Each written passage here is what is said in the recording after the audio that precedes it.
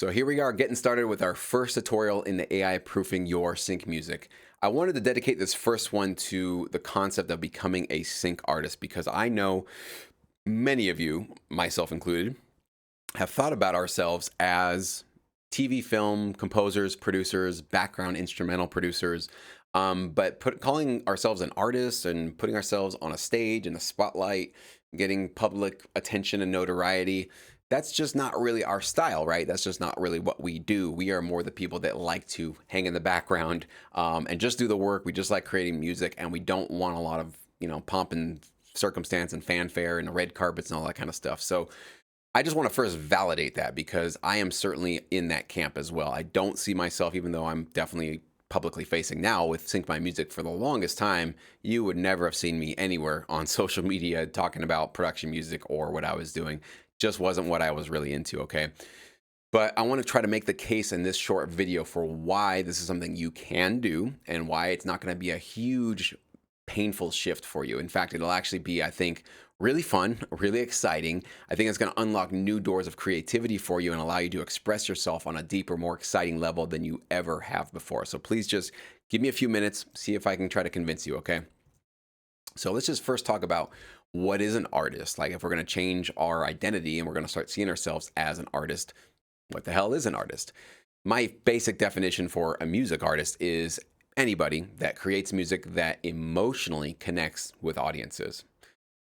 It seems like it's fairly simple, right? If you think of any artist or band that you love, they fit that definition easily. That's why you're a fan of them, because they emotionally connected with you. They moved you in some way, right? Well, spoiler alert, that's what we've always been doing, right? We haven't been putting ourselves in a public eye, but basically through TV film libraries, through the TV film clients, and then eventually going on to the air, we are trying to emotionally create a connection with the audience, right? We want to set a mood, we want to hype them up, we want to get them sad, we want to, whatever it is we're trying to do. We've been doing this entire time. We just haven't done it directly, right? From ourselves to a fan base. Some of you guys have, but for most of us, we haven't. So right now we're doing the same thing that we've always done. We're still going through production libraries. We're still going into, TV and film placements and clients and that kind of thing. But we really want to see ourselves more as if we were going directly to the consumer and not just trying to fit our music into a production music library catalog formula, if that makes sense, okay? So artists need to have an authentic point of view, okay, like an opinion or a sort of philosophy or something that they usually kind of go to in terms of how they're writing their music or their lyrics, right? If there's lyrics there. Usually there's an authentic sound that feels right for them. It feels like it's something that resonates in them, okay? So I want you to be thinking about this for yourself. What is the sound that you feel really resonates for you? That's like, yeah, that's me. I can tell you for myself, it's rock. It's awesome, fun, distorted guitar, great grooving drum beats, and huge choruses. I mean, I know for a fact that is basically what resonates in me for the most part. I like big, interesting, intense music, really like cinematic music with aggressive, rocky sort of edge to it. So that's what I know is right for me. Think about for yourself. What is it that really sings through you, okay? A style perhaps that you kind of go to usually, and maybe an energy, a type of music, an energetic mood or an emotion that you usually kind of go to that's just always like, yeah, that's me. That's really what I seem to really pull out the best when I'm creating music, okay? And I think that an effective artist basically has this kind of mix as their approach. They do ride current trends, so I don't think that it's wise to go out and just make music with white noise, right? You want to have music that feels like it belongs in the modern conversation, the modern zeitgeist, so to speak. But you got to have that original little twist, that little flair, that little spice that's like, that's just a little different from what I've heard. So I think it's about a 70-30, maybe 80-20 mix where you want to definitely still follow the trends. You want to be sort of in a style that feels like it's current and contemporary, but you also want to push the boundaries a bit. You want to do something unexpected. You want to really throw a little bit of your unique voice, your personality into the music. Easier said than done, of course. And you definitely need to have a public facing brand. All artists that you've heard of, they have a public facing brand that'll keep you, if you're following them, top of mind, okay? So one example that I've given you guys many times is Yele, who's actually one of our pro feedback reviewers. And Yele is an amazing producer and composer, but he's also a great social media uploader. So Yele about every day or every other day is putting up some amazing new videos, pictures of himself, working on new stuff, what projects he's doing. And the reason why Yele is working with us now in Pro Feedback is because every time I logged into LinkedIn, I saw Yele's face pop up almost all the time and showing how much stuff he was working on. I was like, gosh, this guy is a work beast. I want him on my team. I want somebody who's hustling, who's working, who has amazing music, who's just not making excuses and just going for it. So you need to realize that that's going to be something that can make a difference for your career as well. If people see you consistently, then you're at the top of their mind. Remember that here in the internet age, our brains are distracted, right? You can be distracted by the news, by social media, by your email. Doesn't matter. Your attention is just being pulled at a million different ways these days. So if you're not uploading, if you're not putting anything out there publicly, people will just forget about you. I know this is absolutely true. I know that if I stopped uploading to YouTube, I'd have a couple people that would reach out and go, hey, Jesse, what happened? But I guarantee at least 50 to 75% of my subscribers on YouTube would forget that I exist. And it's not that they don't care about me or they didn't find my content valuable. It's just that the algorithm will just keep showing them other stuff that they're interested in. And before you know it, they'll just kind of forget about me and that'll be it. They'll think, well, I don't know. And they won't even remember or think to wonder if I'm even around anymore. Then when I come back, they'll go, oh yeah, Jesse, I forgot about him. So this is just the reality that we live in. We do need to sort of play this game a little bit in terms of just putting our stuff out there on a consistent basis. Yes, you can do this. Okay. So I want to give you this, make you this case, hopefully. Okay. Think back to before you got into sync licensing. What were you doing? Most of you guys were in bands, or you were a singer-songwriter, or you were trying to connect and make a fan base, or make some sort of a make a buzz for yourself, essentially, with your music.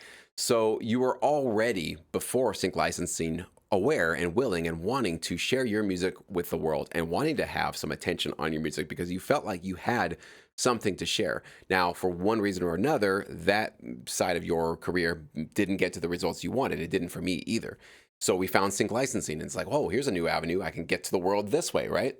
So it's already baked into us. So it's, in some ways, I'm not even asking you guys to change. I'm just asking you to remember what you were all about before sync licensing maybe became a more primary focus. So kind of tap back into that original artist excitement and that energy. That's really all I'm trying to ask you guys to do. So hopefully that's not too much of an ask to get you to go into this sort of new direction. And right now, we're already connecting with audiences via TV and film. That you think about it, that's really what we're doing with our production music up until now, is creating emotional tones, right? And emotional cues that set a vibe, set a mood, and are appropriately matched for a particular scene. So we're kind of already doing this. We're just doing it very indirectly, and we're definitely following more of the sort of tried and true templates or the sort of formulas for what we know really gets placed. And a lot of that's still going to hold true, but now, like I said, we need to push that a little bit further and add our own original creative voices to it. I think this is going to require a minimal social media presence, maybe 5 to 10 minutes a day max. Okay, literally max. I do not want you guys to feel like you have to, chase fans, get likes, get clicks. It is a dark hole that you could fall into in the social media world. I want to be very, very clear on this and say it multiple times throughout this course. Please don't do that. I have fallen myself victim of that a few times with my Sync My Music YouTube channel, worrying that I'm not getting enough subscribers and where's my likes and where's my views and all that kind of stuff. And it's just a never-ending pit of despair you do not want to go into, and you don't need to, okay? So what you need to focus on instead, and this is what I've learned over the years with my channel, is you really want to just start focusing on reaching the right people. Don't worry about the numbers of them, how many people share your stuff. That is all great and nice when people do it, and that's cool, but it's not really what you're in this for, okay? You're really in it just to introduce yourself, your authentic version of yourself, not a fake, phoned in, kind of more super impressive sort of version of yourself, but the real you. And I know that's very scary to think about that. And there are certainly going to be limits that you want to do to that because you're putting yourself out there publicly. But that's really what you want to think about this. It's not about building a fan base or building some huge following. It's really more about putting up a window, right? A bit of a limited window. You get to decide the parameters of how much you want the world to see in. But you want to allow the world to see that there's a real authentic human being creating this music in your home studio. That's what you want to have this do. And you want the right people that connect with that and connect with you to be able to find you and follow you and get your uploads consistently. So if you think about the right people, then you won't have to worry so much about chasing, stuff that you basically can never get enough of, which is views and likes and all that kind of stuff. And I want you to be aware that I feel that you deserve to be on the stage in the spotlight. This might be something that takes a bit of a mindset shift. I know it's a little bit scary to think about that. And maybe some of us feel like, well, my music's not that good, or I don't have that much of an original thought or some original creativity that I deserve to have a lot of spotlight on me. I want to push back on that a bit, and I want you to try to push back on it yourself. And again, remember back to what you were doing when you first got excited about music. I remember it was me learning about the Beatles, and I watched this whole documentary on ABC about the Beatles, and I thought, I want to be the Beatles. I want to be in a band. I want to tour. I want the girls screaming for me. I'm not going to lie, that was definitely a big part of my early motivation to do it. But I love their music. Their music was super catchy. I was like, it's magic what they're creating. I want to create that magic too. I want people to look at me and to appreciate what I'm putting into their lives. So that's what I'm trying to ask you guys to do, is to kind of remember that more innocent excitement about creating original music. Because if you can tap back into that, then a lot of this is going to become easy, like easier than easy, because it's basically all it's going to do is add more energy and enthusiasm to your creative output. Okay. So that's my case. I hope I've made a strong one. I hope you realize that I do believe you guys can do this and you can all become sync artists. So please do think on this. This isn't something you have to make a decision immediately. But if something I said in this video got you excited and you feel that kind of like energy, that motivation, that kind of like heart going a little bit faster, then we're on to something here. Okay, then you know that there's definitely something here for you to basically pursue and keep going on with this course, and hopefully try to create a little bit more of a unique original brand for yourself. So thank you so much for watching this tutorial. We'll see you right in the next one.